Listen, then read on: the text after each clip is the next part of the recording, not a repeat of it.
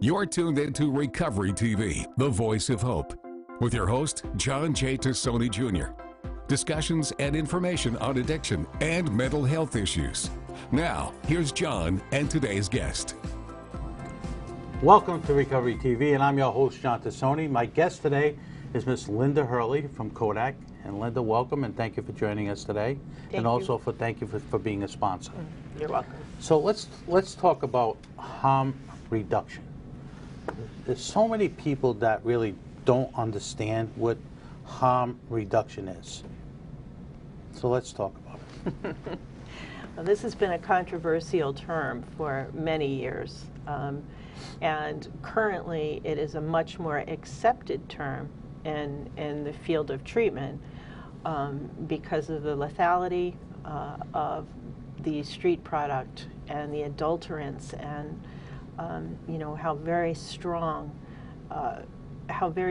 these products are, and that people don't even know what's in them when they purchase them. So we're trying to reduce the harm, because the harm is death.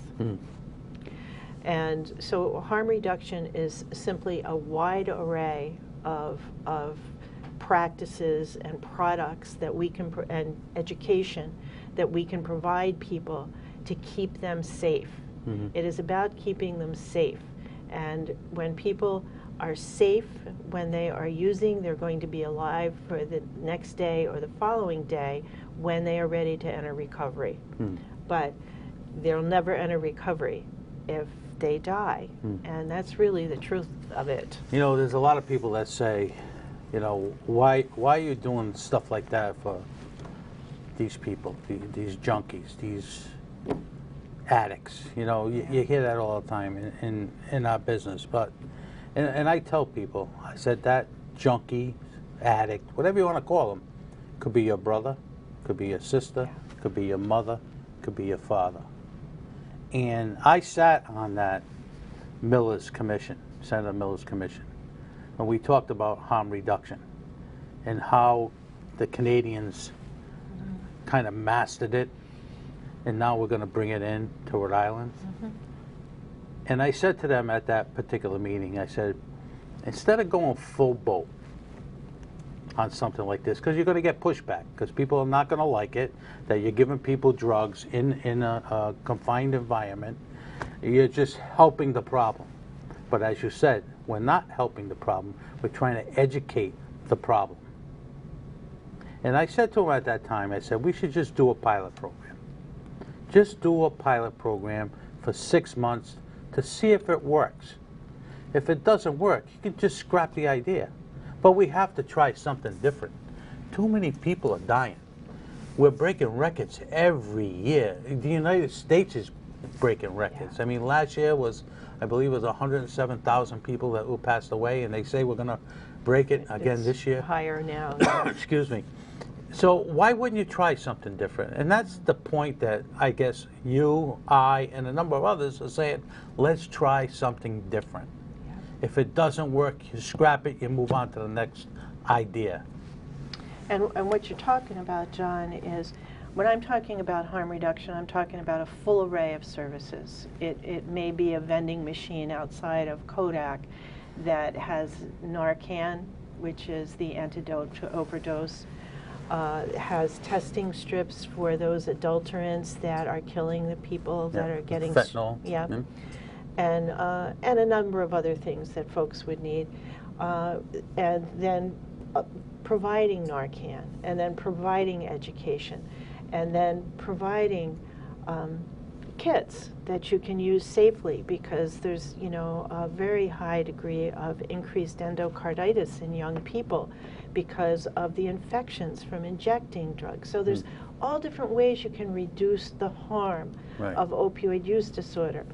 What we get the strongest pushback on here in the United States, not in Europe, not in Canada, is having what we call an overdose prevention center, where individuals that are peer-led, where individuals can come and bring their street product, their drugs, with them, and be able to use in a clean, safe environment. If they overdose, someone is ready to assist them in whatever, whether it's Narcan or calling 911. There's space for them to safely experience whatever that is that they are getting from the drug. You know, people will call it a high, but whatever it is, you're impaired, so that's safe. And then if they want help, there is help right there. And these are the overdose prevention centers are what we're getting the strongest pushback on now. But I think, you know, you bring up a good point, but I think the most educated thing to do, and, you know, I've never used, I never will use, but when you take street drugs into a harm reduction and you test it, even before they use it, and you know it's no good, that's a life-saving experience. Yeah. And I don't know why people wouldn't want that. Listen, if you have to use, you have education. John, maybe you should go into in-service, residential treatment. We can help you stop your addiction. We can help you do that. They're not going to listen to somebody out on the street, but they'll listen to a professional when they come into a facility and say, okay, I can use fentanyl, I can use opioids, I can use whatever, but I'm in an environment where if something goes wrong, I can be saved. Yes. I can test the drugs that I bring in and see if it's okay to use. If it's okay to use, then you use. But then you have them in your grasp. And you say, Linda, we can help you. This could be your last time you're going to use. Just follow us. Follow our guidance, and we can have you become a productive individual again. I think there's just one little piece that I would not agree with wholeheartedly for what you just spoke to, is we really are respecting that individuals will change their behavior when they are ready to change it. And so that's a fine line to walk, because we don't want folks not wanting to come in because somebody's going to badger them, what they would perceive to be badgering, about getting help. We're just there. Everybody knows it. The sign's out front. Come in, use, stay safe. Come in, use, stay safe. Do it as many times as you need to. When you're ready, you know we are here. All you have to do is ask. You know, and so that's just a little bit. Yeah. I agree with that. Maybe, you know, I'm not in the clinical end of it, but I agree with that. And I don't think, you know, people who come into those places want to be badgered, but they may take your advice, and they may not take your advice. Yeah. But at least you have them coming on their own into these facilities. Yeah, and it's There's no safe. forceful. Right. And it's safe. That and is, you may say, hey, Linda, why don't you try this? If they don't want to, they don't. there's no harm, no foul. But at least it gives them an opportunity to maybe change their mind, change their mindset, and to use safely. And this has been monitored. Right. This has been monitored, it's been tested, it's now evidence-based in Canada and in Europe that this works. People do eventually, at their own rates, choose care. You know, you just need to keep them safe at the stage where they are until they're able to make the change. And I think it's brilliant. You know? And I want to talk more about, well, we're going to go to a break, but I want to talk more about the pushback when we come back. Okay. You're watching Recovery TV, and I'm your host, John Tassoni, here with my good friend, Linda Hurley from Kodak. We'll be right back after these messages from our sponsors. And now, back to Recovery TV with your host, John J. Tassoni Jr. Recovery TV is made possible by our supporting sponsors and our title sponsor, AdCare. Now, here's John and today's guest. Welcome back to Recovery TV, and I'm your host, John Tassoni. Linda Hurley is my guest today, and she's the Executive Director, President, CEO, everything of Kodak. So welcome, Linda. Thank you for joining us today. You know, we've been talking about harm reduction and how it works in other parts of the world, Canada. A few years back, I was in the company of I guess he's the president of Portugal, and how they did what they did in Portugal about using, but it's not getting any better. Do you think the harm reduction sites will work? Well, we all hope it works. Yes, I was just going to say, the evidence that is now decades old from Switzerland and other places in Europe and from Canada say that it works. The short-term evidence that we have from New York City say it works. So what does it work? What it works? What does that mean? And so you can measure it by how many overdoses were precluded, by giving Narcan and other medical intervention.